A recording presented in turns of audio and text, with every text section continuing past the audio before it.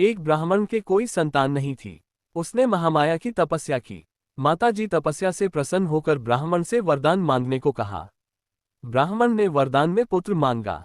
माता ने कहा, मेरे पास 2 तरह के पुत्र हैं। पहला 100 वर्ष जिएगा लेकिन महामूर्ख होगा।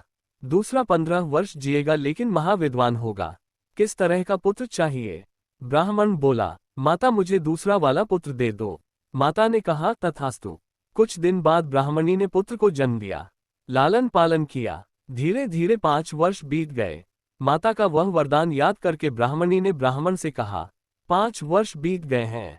मेरा पुत्र अल्पायु है। जिन आंखों ने लाल को बढ़ते हुए देखा है, जिन आंखों में लाल की छवि बसी है, अथाह प्रेम है, वह आंखें लाल की मृत्यु कैसे देख पाएंगी? कुछ भी करके मेरे लाल को बचा लो। ब्राह्मण ने अपने पुत्र को विद्या ग्रहण करने के लिए काशी भेज दिया। दिन रात दोनों पुत्र के वियोग में दुखी रहने लगे।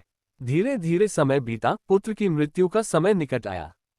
काशी के एक सेठ ने अपनी पुत्री के साथ उस ब्राह्मण पुत्र का विवाह कर दिया। पति पत्नी के मिलन की रात ही उसकी मृत्यु की रात थी। यमराज नाग रूप धारण कर उसके प्राण हरने के लिए आए। उन्होंने उसके पति को डस लिया। पत्नी ने नाग को पकड़कर कमंडल में बंद कर दिया। तब तक उसके पति की मृत्यु हो गई। पत्नी महामाया की बहुत बड़ी भक्त थी।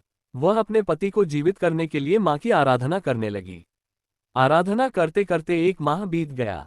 पत्नी के सतीत्व के आगे सृष्टि में त्राही त्राही मच गई। यमराज कमंडल में बंद थे।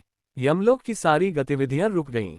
देवों ने माता से अनुरोध किया और कहा, हे माता, हम लोगों ने यमराज को छुड़ाने की बहुत कोशिश की लेकिन छुड़ा नहीं पाए। हे जगदम्बा, अब तू ही यमराज को छुड़ा सकती है। माता जगदम्बा प्रकट हुई और बोली, हे बेटी, जिस नाग को तूने कमंडल में बंद किया है, वह स्वयं यमराज हैं। उनके बिना यमलोक के सारे कार्य रुक गए हैं। हे पुत्री, यमराज को आजाद कर दे। माता के आदेश का पालन करते हुए दुल्हन ने कमंडल से यमराज को आजाद कर दिया। यमराज कमंडल से बाहर आए। माता को तथा दुल्हन के सतीत्व को प्रणाम किया। माता की आज्ञा से यमराज ने उसके पति के प्राण वापस कर दिए तथा उसे चिरंजीवी रहने का वरदान दिया और उसे चिरंजीव कहकर पुकारा। तब से लड़के के नाम के आगे चिरंजीव लिखने की प्रथा चली।